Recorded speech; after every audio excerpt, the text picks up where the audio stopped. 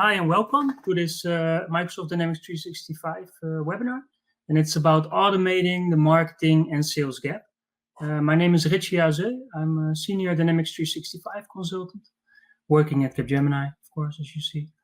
And in this webinar, I would like to show you the handover from marketing to sales and how things around that can be automated. Firstly, I would like to talk about this one solution. So with all of the new features coming to Microsoft Dynamics 365 for marketing, as you just saw at the demo from Boss, of course, and with all the new features it has to offer, it becomes much more efficient to combine it with the sales and the service module. Which gap are we actually talking about? Well, especially within enterprise companies, we see a tremendous amount of leads being generated. And also what Boss just said, maybe because of partners, which is outsourced, etc., etc. So in a lot of cases, the unfiltered leads are directly going to the sales team, which have to filter and sort them to find those golden nuggets. And even if they find the really good quality, high quality leads, it's fingers crossed if they even contain enough information. So we believe that this handover can be greatly improved. Well, Microsoft already did a great job in bringing these two modules together, but with the use of Power Platform, it can be even further improved. So the automation part can be further improved with the use of the Power Platform. Yeah, so the one solution, the marketing module got extended a lot, and the marketing module is really the key in gathering those customer demands. In the lead entity, it's really the key entity within this process between marketing and sales. All of the information is being gathered, or hopefully being gathered, but we will have some solutions for that in a minute. All of the information which is gathered within this lead entity is being handed over to the sales department. Well, the lead contains already so much information, so this means that it's really it's more easy for the salesperson to approach the prospect in the right way, because they have so much details about the customer. Well, and since the marketing team fulfills so much more pre-sales work, the sales team does have more space to develop their technical knowledge about the product or the service. And with this technical knowledge, it's much easier to connect with the customer service department. And all of this to make the process easier and smoother, and to better help the customer also in the end. So which gap are we talking about? I've defined three problems. One of them is the low quality leads. But as we just saw, the tooling and the scoring functionalities within this marketing module are now so good to define a threshold, like this is a high quality lead, and then it can be handed over to the sales department. So we got a problem, low quality leads, but we can mitigate it with the new sales, with the new marketing module. Then we have another problem, and that's the high quantity leads. There's a high quantity leads being generated and handed over to sales. But how can we mitigate that? Well, we only give the sales team a view, and that is a high quality lead view. And the marketing team just defined this is a high quality lead, and this can be handed over to the sales department. That's the high quantity leads. It would be even better to have a high quantity of high quality leads, of course, but in the end, you see, the higher the quantity, the lower the quality gets. And then we have a third problem, that's the handover between marketing and sales. But with so much information in the common data services these days, it's easier to extend the data which is in the lead entity, and extend this lead entity with all of the necessary information that they need to help the customer. Yeah, so the three problems and how to mitigate that. Then the automation part. We all know the standard functionalities of Dynamics 365. It's the business process flows, it's the business rules, it's the real-time workflows. the async workflows can now all be built in Flow. So it's mostly the real-time workflows, which are still within the standard functionality. And another one, a really important one, is the Power Platform. Well, the easiest way to use the Power Platform is to use Power Automate flows. It's like a few clicks, and you can put a field in another field and really use data from other sources to extend, in this case, the lead entity. And the flows can also be more easily transported from your development environment to your production environment, because you can just put the flows in your solution, and now also the connectors stay attached. So a few months ago, that was not the case. So within flows, you also got connectors, but they got disconnected when you move your flow to a next department. So let's say you had 10 flows. Every time you move them to the next department, you had to reconnect this connector, which was really some hassle and not good for your DevOps process. So we got the Power Platform, but we also got Azure, and within Azure, we've got Logic Apps. So if you already got an Azure environment within your organization, it's really nice to benefit from the Logic Apps. And why can you benefit from it? Well, it has the same UI as Power Automate. So if you open it, it almost looks the same, but it's much faster. So when you, for example, create very heavy integrations, then Logic Apps can be a very nice solution. There are some downsides to Logic Apps, so it doesn't have all of the functionalities that Power Automate has. But it's so much faster and built for more heavier processes. So I would like to zoom in on the Power Platform. We've got the 4 most important pillars on the Power Platform. That's the Power BI, the Power Apps, the Power Automate, and the Power Virtual Agents. Well, the Power BI tooling can be used to build the reports in Power BI, really the customized reports for the organizations, and integrate them into Dynamics 365 dashboards, which is really strong. We used it within a lot of organizations, and it's really strong. And especially the business people, the management people really likes this. And besides that, we've got the Power Apps, which are custom apps which can be showcased in either the Dynamics module or on mobile or even on Teams. And besides that, we have Power Automate to support the whole process. We can build flows to automate stuff. Yeah, and the 4th one is the Power Virtual Agents. Like within 5 minutes, you have a bot who can talk back and talk to the customer. But these days it costs quite a lot of time to build a nice bot and a good bot, which you really showcase on your website. It will cost some time, but within 5 minutes you can see what is actually useful from this Power App. And below that, we've got the data connectors. So let's say you need to connect an Oracle database, or you need to use other different services. Then you can use the data connectors, and you can also build custom data connectors. So let's say you need to connect an on-premise database, and you can build a custom data connector. Then you have the AI builders, and AI builder these days is still a little bit limited, but you can use it for, let's say your organization gets a lot of invoices. Then this AI builder can read those invoices and transform documents into data. And this AI builder is learning from your invoices and is getting better and better in reading those invoices and transforming the data to your system. That's just one example. They have also a few other toolings, but this is one example which you can use from the AI builder. And besides that, you have the Dataverse, which was usually called Common Data Services, but now they have another rename again, and it's called Dataverse. And that's really like below all of your apps with all of the data which you can use to showcase it. Yes. Okay.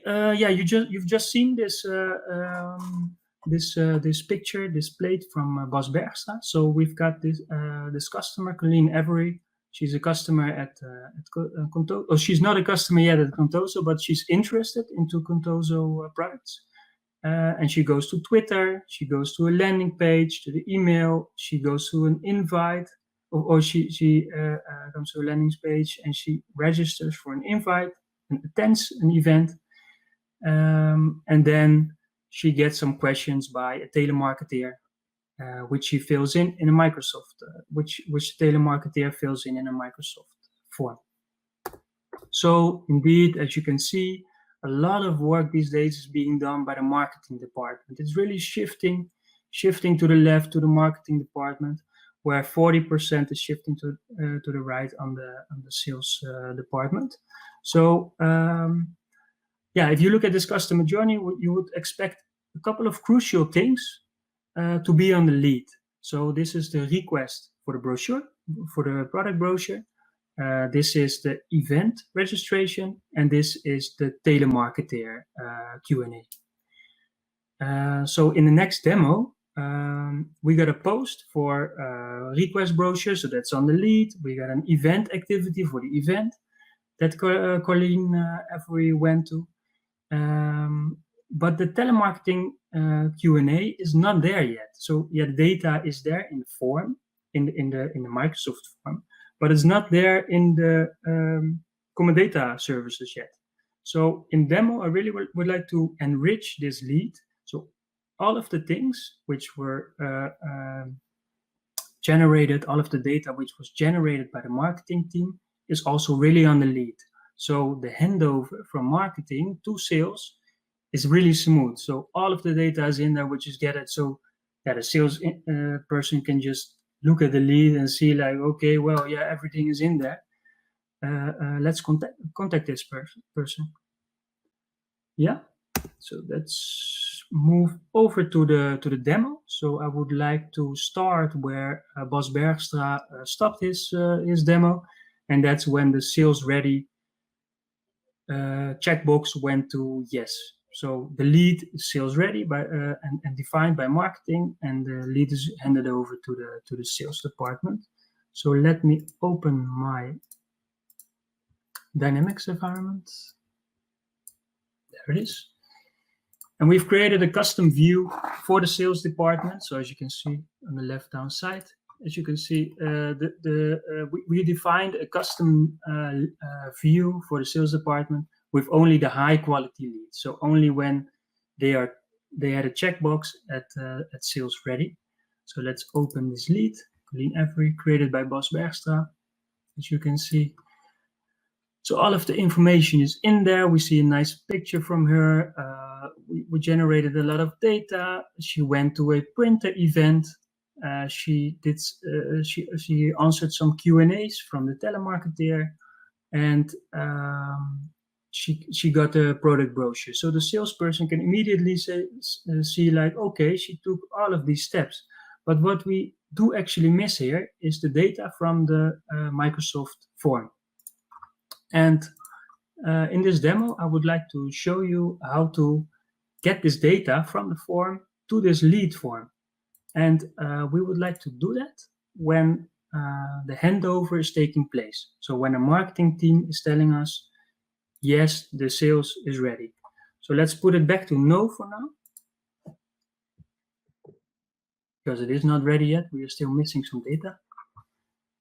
And we move over to, but let me first show you the form again, for if you forgot it. So it's a Microsoft form, ESM prospecting call guide with all of the answers and questions and which company and etc. etc. We got an answer for that.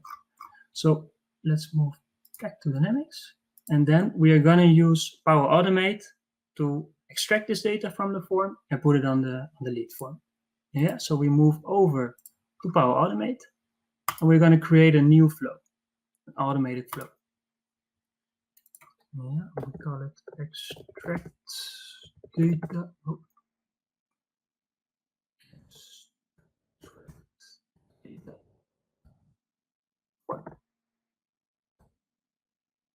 We are using the common data service because we want to let it run on an update of the lead entity. Yeah, so the trigger condition, as you can see, is an update. And here we will choose the entity name. And in this case, it's the lead entity. Use it here. And the scope, let's run it on organization. Let's use it for everyone. Yeah, and then we will get some new options.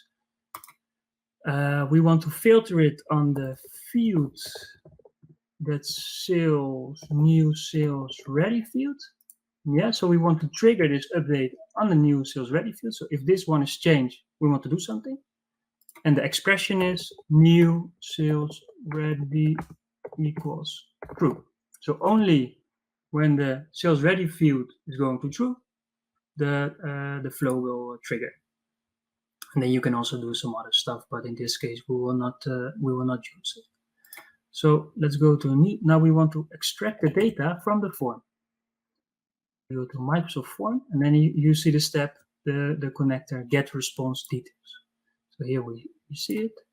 And if you click on this one, you can see all of the forms within your organization which you can use for extracting the data from.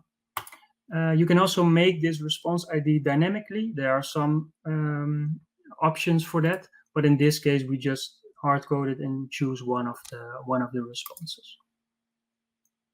Yeah, so this is like extracting the data, and then we want to bring it back, of course.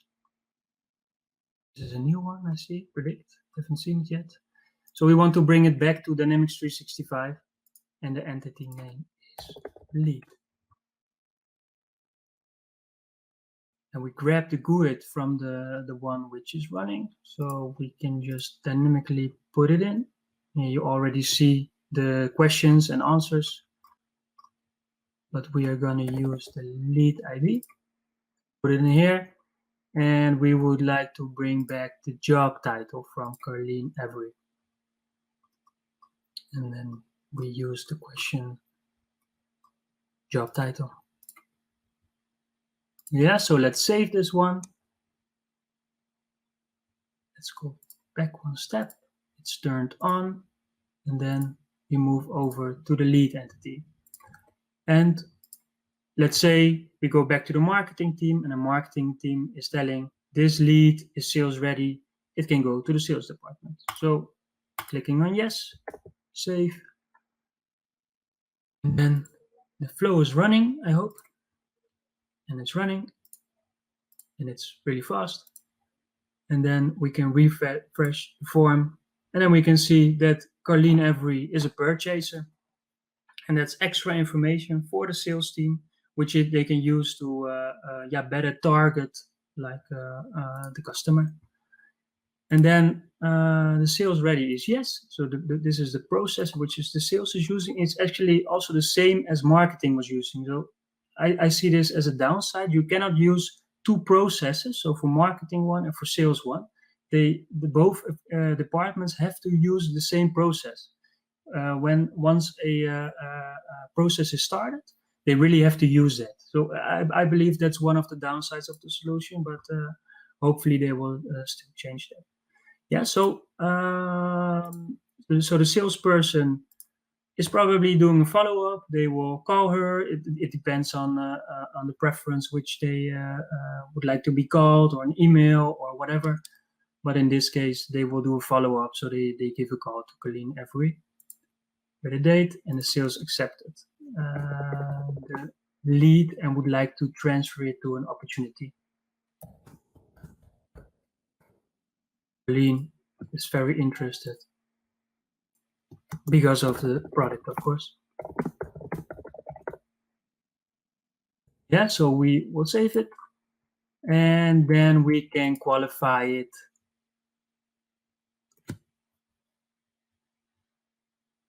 He has to transfer all of the data, of course, to the opportunity, which takes a lot of time.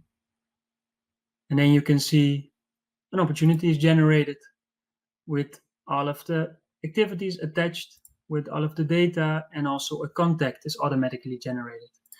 Yeah, so in quite a short time, we have defined a high quality lead.